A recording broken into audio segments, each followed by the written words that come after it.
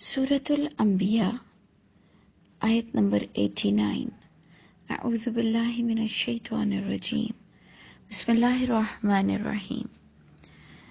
ہم انبیاء کرام کے بارے میں پڑھ رہے تھے اور ہم نے جو پچھلی آیتیں پڑھی اس میں یونس علیہ السلام کا ذکر تھا، اور اب زکریا علیہ السلام کا آج ہم پڑھیں گے۔ وہ زکریا اور زکریا کے بارے میں اللہ تعالیٰ فرماتے ہیں، اذ نادا ربہ، انہوں نے بھی ڈائریکٹ بغیر کسی واسطے وسیلے کے اپنے رب کو پکارا۔ اذ نادا ربہ، جب پکارا اس زکریا نے اپنے رب کو۔ اور نبی کی چاہت، نبی کی دعائیں کیا ہوا کرتی تھی کہ انہوں نے کہا ربی لا تذرنی فردا، اے میرے رب مت چھوڑیے گا مجھے فردن، اکیلا، وانت خیر الوارثین، اور جبکہ آپ ہی بہترین وارث ہیں۔ اس میں ہمارے یہاں ہم اطراف میں دیکھتے ہیں کہ جنہیں بیٹا نہیں ہوتا، جنہیں اولاد نہیں ہوتی، وہ یہ دعا پڑھتے ہیں، جبکہ اگر آپ غور کریں تو زکریا علیہ السلام کا یہ دعا مانگنے کا جو مقصد تھا وہ آج آپ کی آیت میں بھی آ رہا ہے، اور پچھلی آیتوں میں بھی آپ کو بتایا گیا۔ ہم نے آپ سے کہا تھا کہ سورہ انبیاء میں بہت شارٹ کٹ بات بتائی جا رہی ہے اور اس کی ڈیٹیل قرآن میں موجود ہے، اور باقاعدہ زکریا علیہ السلام کے بارے میں بتایا جاتا ہے کہ انی خفت الموالی، وہ کہتے ہیں اپنے اللہ سے کہ مجھے خوف ہے کہ میں اپنے بھائی بندوں سے، اپنے دوستوں میں، اپنے خاندان میں، موالی جو ہم ایک لفظ یوز کرتے ہیں ولی، اللہ مجھے میرے اپنوں میں خوف ہے۔ اور انہوں نے اس سے پہلے بات کہی کہ اللہ میں انتہائی بوڑھا ہو چکا ہوں اور میرا سر سفید بالوں سے بھڑک اٹھا ہے اور کمزور ہو گئی ہیں میری ہڈیاں، اور مجھے خوف ہے کہ یہ دین آگے کیسے چلے گا، تو حبلی مطلب عطا کر مجھے ولی، کوئی مددگار، اللہ کوئی مجھے ساتھی عطا کر کہ یہ دین کو آگے پروموٹ کر سکے۔ لیکن ہم کہتے ہیں وارث چاہنے کے لیے دعا، یعنی دنیا کی وراثت کے لیے کوئی بیٹا ہو یا کوئی اولاد ہو تو جی 5 لوگوں کو یہ دعا پڑھنے دے دی جاتی ہے۔ اس کا مقصد نہیں بتایا جاتا کہ دین کے لیے اگر تمہیں خوف ہے کہ میری طرف سے کیا دین آگے پروموٹ ہوگا تو اے اللہ مجھے اکیلا نہ چھوڑیے گا۔ اس کے اور بھی کئی ڈائمینشنز ہیں۔ اللہ مجھے میرے نفس کے حوالے اکیلا مت چھوڑیے گا، اللہ مجھے آپ کی کتاب سے ہر پل فائدہ اٹھانا نصیب ہو، تو اس سینس میں بھی کہیں گے کہ اللہ مجھے اکیلا نہ چھوڑیے گا، اللہ مجھے ناراض ہو کر مجھے میرے نفس کے حوالے مت کر دیجیے گا، کیونکہ جب اللہ ناراض ہوتے ہیں تو اللہ کی ناراضگی کی یہ ایک شکل بھی ہے کہ اللہ تعالی ہمیں ہمارے نفس کے حوالے کر دیتے ہیں، پھر ہم بس کہتے ہیں کہ جو میں ہوں، جو میں سمجھ رہا ہوں، جو میری سوچ ہے بس وہی ہے، اور کوئی بھی اس کے آگے کچھ بھی نہیں۔ تو یہ دعا ہم صرف اولاد کے لیے نہیں مانگ سکتے ہیں، آج ہم بھی اولاد والے ہو کر بڑھاپے میں اپنے لیے یہ دعا مانگ سکتے ہیں۔ صرف اولاد چاہنے کے لیے یہ دعا نہیں مانگی جاتی، اولاد والے بھی بڑھاپے میں، جوانی میں، ہر پل یہ دعا مانگ کر اللہ کو بتائیں کہ اللہ وارث تو آپ ہیں، وَلِلَّهِ مِيرَاثُ السَّمَاوَاتِ وَالْأَرْضِ، اللہ کہتے ہیں اللہ ہی کے لیے ہے وراثت، آسمانوں کی بھی اور زمین کی بھی۔ آپ کو اور مجھ کو تو اچھے کام کا حکم دیا اور کہا کہ یہ اچھے کام کرنے والے جنت الفردوس کے وارث ہوں گے۔ ہمیں تو جنت الفردوس کے لیے بنایا گیا تھا، ہمیں اچھے عمل کے لیے بنایا گیا تھا، اور وراثت کا حق وہی رکھتا ہے جس کی وہ پراپرٹی ہو۔ تو آپ خود سوچئے کہ ہمیں تو جنت کے لیے پیدا کیا گیا تھا، لیکن اللہ تعالیٰ نے یہ بھی کلیئر کر دیا کہ جو برے عمل کرے گا تو اس کو جہنم میں ٹھکانہ سدا کا دے دیا جائے گا۔ تو اس میں کوئی وارث مانگنے کی کوئی بات نہیں ہے۔ اللہ فرماتے ہیں کہ زکریا نے کہا اللہ مجھے اکیلا نہ چھوڑیے گا، اور ان کا جو خوف تھا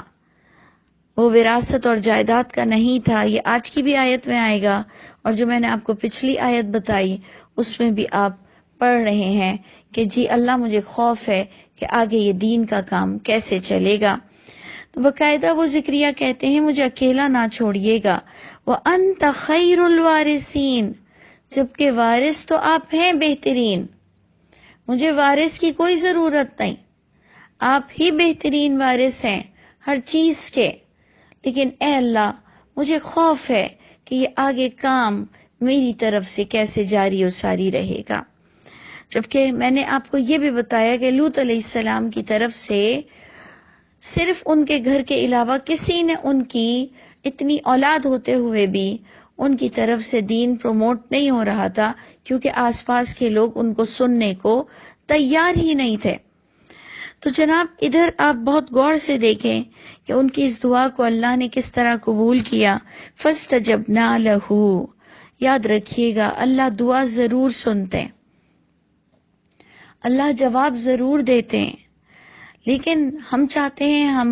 جس شکل میں دعا مانگ رہے ہیں اسی شکل میں مل جائے اور فوراً ہی مل جائے. تو وہ قرآن بتاتا ہے کہ میں سنتا سب کی ہوں، لیکن اللہ حکیم ہیں اور اللہ غلبے والے ہیں، جو کہ اللہ تعالیٰ بار بار اپنا نام بتاتے ہیں. اور آپ دیکھیں اسی کا ہی کمبینیشن عزیز حکیم، حکیم عزیز، یہ دو کمبینیشن بہت خوبصورتی کے ساتھ قرآن میں آپ کو کئی جگہ ملیں گے کہ اللہ غلبہ رکھتے ہیں تمہاری ہر دعا کو قبول کرنے کا، دینے کا، اسی وقت گناہ گاروں کو پکڑنے کا، سب کچھ اللہ غلبہ رکھتے ہیں. لیکن اللہ تعالیٰ حکمت سے کام لیتے ہیں. تو اللہ تعالیٰ سنتے ضرور ہیں، اتنا ضرور یاد رکھیے گا اللہ آپ کی نیکیاں اور برائیاں سب دیکھ رہے ہیں. اللہ تعالیٰ ہمیں معاف کر دیجئے اور ہمیں بہترین لوگوں میں شامل کر دیجئے گا. تو زکریا کی جو دعا تھی اس پر اللہ تعالیٰ بتاتے ہیں ہمیں کہ فَاسْتَجَبْنَا لَهُ، پس جواب دیا ہم نے اسے، پس قبول کیا ہم نے اس کے لیے دعا. وَوَهَبْنَا لَهُ، اور دیکھیں یہاں پر انہیں عطا بھی کر دیا یحییٰ. جبکہ آپ دیکھیں کہ بی بی مریم کی جو ماں تھی وہ بھی چاہ رہی تھی بیٹا، اور انہیں بیٹی نصیب ہو گئی. یہ اللہ ہیں کہ انہی بیٹی سے اللہ نے کام بھی کرایا، اور انہی بیٹی سے اللہ نے نبی جیسی شخصیت کو پیدا کرایا. اور بی بی مریم کا وہ مقام ہے کہ اللہ فرماتے ہیں کہ اے مریم ہم نے تجھے چنا ہے تمام جہان کی عورتوں پر، یعنی تمام جہان کی عورتوں پر انہیں یہ خاص فضیلت حاصل ہے کہ اللہ نے انہیں بغیر مرد کے ایک نبی بچہ دیا. اور لوگ جو مریض القلب، جن کے اندر کوئی نہ کوئی فطور ہے، وہ غلط سوچنے والے، انہوں نے غلط سوچا. جبکہ اس زمانے میں بچے نے بات کری، اس زمانے میں چھوٹے سے بچے نے، عیسیٰ علیہ السلام نے، گہوارے میں گود کے بچے نے بات کی اور بتایا کہ میں عبداللہ ہوں، میں اللہ کا بندہ ہوں، اللہ میرا ربی ہے، تمہارا ربی ہے، بس عبادت کرو، بندے بنو اس اللہ کے.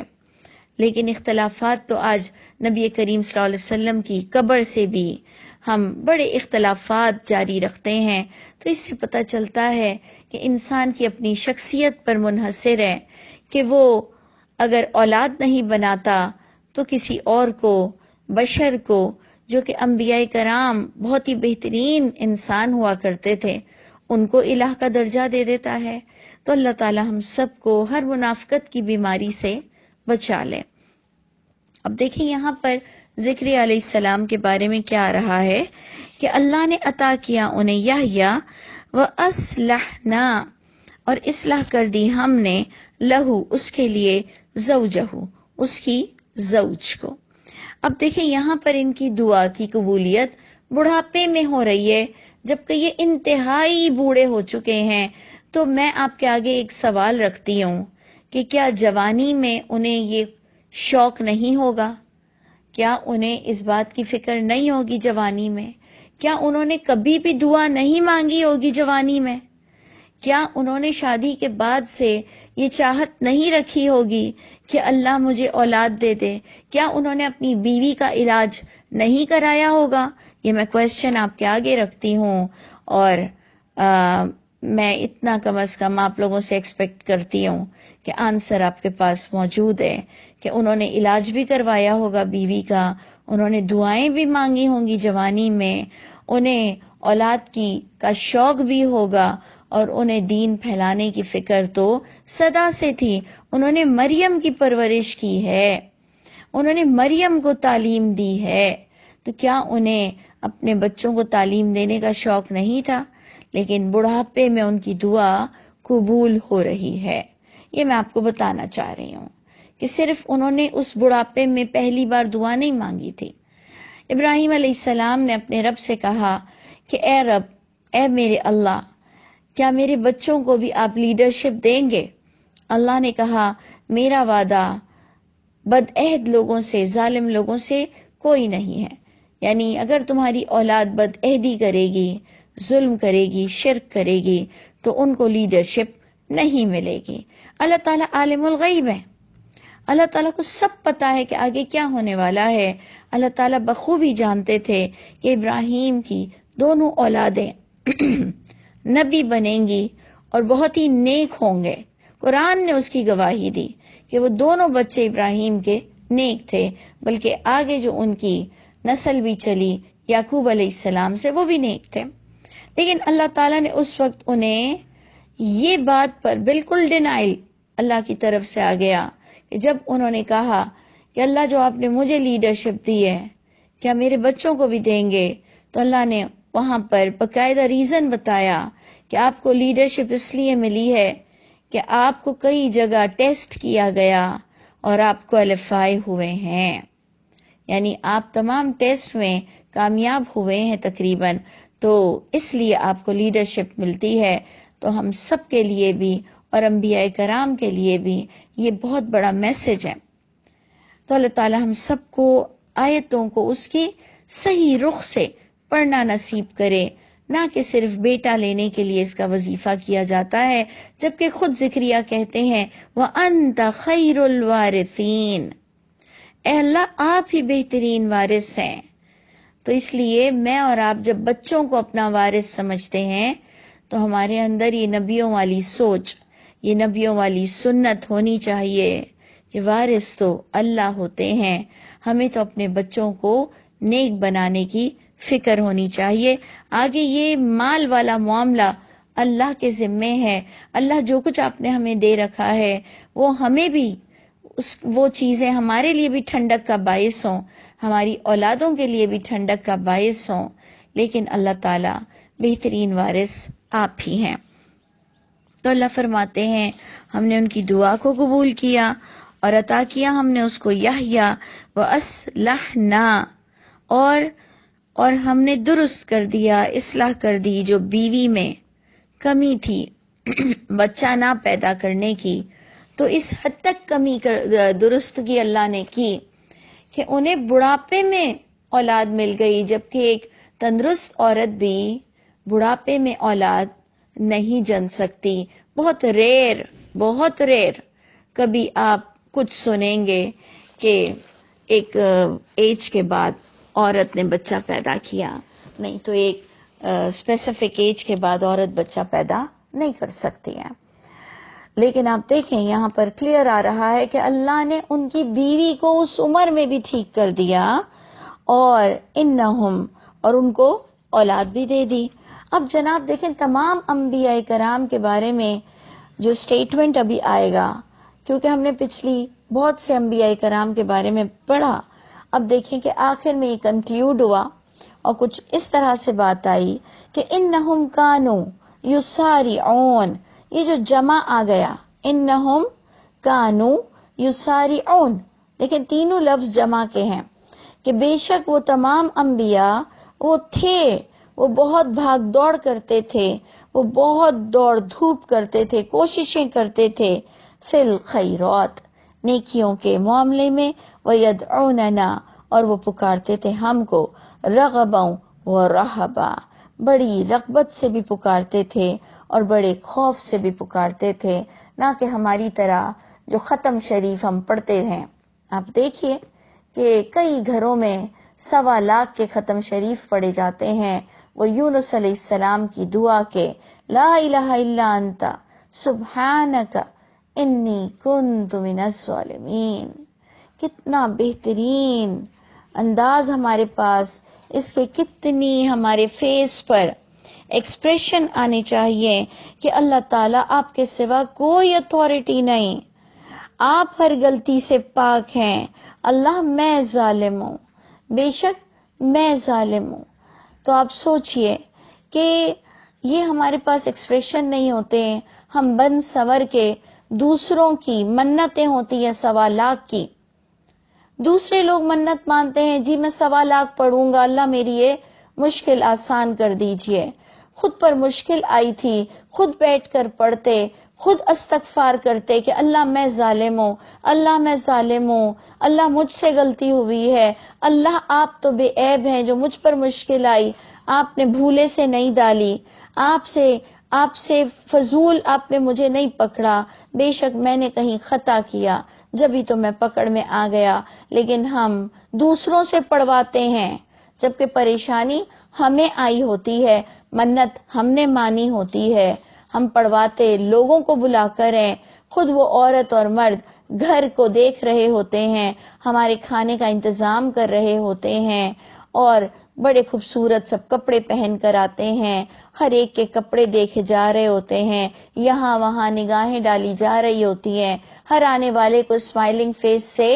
ویلکم کیا جاتا ہے، اور بغیر رغبت کے، بغیر خوف کے دوسروں کے گھروں میں جا کر ہم اپنی معافی مانگتے ہیں، اور وہ منت ماننے والی جس نے منت مانا ہوتا ہے وہ سمجھ رہی ہوتی ہے کہ میری معافی ہو رہی ہے، جبکہ ہر عورت ہر مرد جب یہ ختم پڑھتے ہیں کہ لا الہ الا انت سبحانک انی کنت من الظالمین، تو وہ اپنے لیے معافی مانگ رہی ہوتی ہے۔ ہر آنے والی جو وہ ختم شریف پڑھتی ہے یا پڑھتے ہیں وہ خود کے لیے معافی مانگتے ہیں، لیکن ہمارے پاس کوئی سوچ نہیں، کیا ہمیں اللہ کے یہاں اس مذاق کا جواب نہیں دینا پڑے گا؟ کیا یہ مذاق آپ کو مہنگا نہیں پڑے گا؟ کیا آپ سمجھ رہے ہیں کہ آپ 1.25 لاکھ پڑھوا کر اللہ کے آگے سرخرو ہو جائیں گے؟ اور وہ سب لوگ بھی، انہیں بھی شعور نہیں کہ یہ خود کی معافی مانگنے دوسروں کے گھر کیوں آئے ہیں، اپنے گھر میں بیٹھ کر اپنی معافی مانگ لیتے۔ لیکن ہم نے ایک کانسیپٹ جاری کیا، اور اس کو پروموٹ کرنے والے جو ساتھ دے رہے ہیں وہ اپنے لیے گواہی دے رہے ہیں کہ وہ اللہ کی سماعت بصارت دل سے فائدہ ہی نہیں اٹھاتے ہیں، اور جو اللہ کی دی ہوئی سماعت بصارت دل یعنی کان، آنکھ اور دل سے فائدہ نہیں اٹھاتا، اس کا انجام بہت برا ہوگا۔ اللہ نے ہمیں علم سے نوازا، اللہ فرماتے ہیں الرحمن علم القرآن، رحمان تو وہ ہے جس نے تمہیں علم دیا قرآن کا۔ پھر جب ہم یا رحمان یا رحمان یا رحمان کرتے ہیں تو آپ سوچئے تو صحیح کہ آپ پر اللہ کی رحمانیت کب ویلڈ ہوگی؟ جب آپ علم حاصل کریں گے قرآن کا، اور وہ بھی پیورٹی کے ساتھ، ان انبیاء کرام کی طرح آپ حق بات کہیں گے، حق عمل کریں گے، لوگوں تک پہنچائیں گے، اور اپنے آپ کا تو فوری محاسبہ کریں گے یونس علیہ السلام کی طرح۔ تو یہ انبیاء کرام کے بارے میں اس وقت اینڈ ہو رہا تھا کہ وہ ہمیں خوف اور رغبت سے پکارتے تھے، یعنی ان کے اندر رغبت تھی، وہ انسپائرڈ تھے اللہ سے، ان کے اندر ایک انسپریشن تھی کہ میں جو بول رہا ہوں وہ میرا رب سن رہا ہے، لیکن وہ خوف رکھتے تھے کہ اللہ میں نے کہاں پر آپ کے اصول توڑے،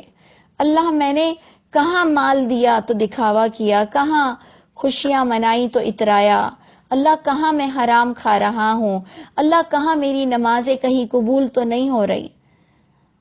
تو یہ خوف رکھتے تھے، نیکیاں کر کے بھی یہ خوف رکھتے تھے، اور یہ رغبت بھی رکھتے تھے۔ اللہ ہمیں یہ سوچ عطا فرمائے۔ اور اللہ فرماتے ہیں کہ یہ انبیاء کرام وَكَانُوا لَنَا خَاشِعِينَ، اور یہ تھے ہمارے لیے جھکے رہنے والے۔ تو جناب آپ دیکھیں 3 ورڈز مل رہے ہیں اور اسی کے ہی ساتھ بی بی مریم کی بات آتے ہوئے یہ بات کو کنکلیوڈ کیا جا رہا ہے، اور وہ مریم جو واللتی، اور وہ مریم جو احسنت، وہ عورت جو احسنت، اس نے حفاظت کی، فرجہا، اپنی فرج کی، اس نے کوئی غلط کام نہیں کیا، اسے اولاد اللہ کی طرف سے ایک میریکل ملا ہے۔ اللہ ان کی عظمت کی گواہی دیتے ہیں کہ انہوں نے اپنی عزت کی، اپنی فرج کی حفاظت کی، فنفخنا، پس پھونکا ہم نے، فیہا، اس عورت میں، من روحنا، ہمارا حکم پھونکا۔ آپ کو پتا ہے نا کہ روح کے معنی کون کون سے ہیں؟ روح حکم کو کہتے ہیں، روح انسان کی بدن کو بھی لوگ کنسیڈر کرتے ہیں، روح انسان وحی کو بھی کنسیڈر کرتا ہے۔ تو آپ خود دیکھ لیجئے کہ وہ مریم نے اپنی فرج کی حفاظت کی اور ہم نے اس میں اپنا حکم پھونکا، وجعلناہا، اور بنایا ہم نے اس عورت کو، مؤنث کے لیے طرف اشارہ جا رہا ہے، ہم نے بنایا اس عورت کو، وابنہا، اور اس عورت کے بیٹے کو، آیا یعنی عیسیٰ علیہ السلام کو ہم نے معجزہ بنایا، نشانی بنائی، للعالمین، تمام جہان کے لیے۔ اللہ تعالی ہمیں جو اللہ کہہ رہے ہیں ہمیں بہترین انداز سے اسے سمجھنا نصیب فرمائے، اور اللہ تعالی ہمیں بھی خوف، رغبت کے ساتھ آپ کو پکارنا نصیب ہو، اور اللہ تعالی ہمیں خاشعین میں سے کر دیجیے۔ اللہ تعالی ہم سب کے حامی و ناصر ہوں۔